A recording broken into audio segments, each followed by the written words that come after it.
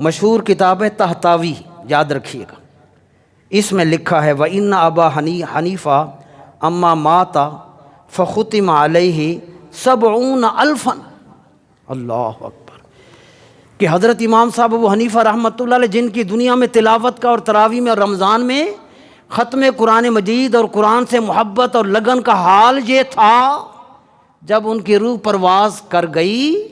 تو ابھی تدفین نہیں ہوئی تھی، وہ تو رحمتیں قبر میں برسنی تھیں، دیدار تو وہاں ہونا ہے۔ فرمایا تدفین سے پہلے پہلے لوگ قرآن لے کر بیٹھ گئے، اور جب وہ سارے تدفین سے پہلے ختم کلام پاک لوگوں نے کیے، 3 سپارے، 4 سپارے، 5 سپارے، 10 سپارے، جب وہ اتنی پبلک گیدرنگ نے قرآن شریف سارے پڑھے، کاؤنٹ کیے، تو فرمایا 70,000۔ امام ابو حنیفہ کی ابھی تدفین نہیں ہوئی تھی کہ لوگوں نے 70,000 قرآن ختم کر دیا تھا ان کے۔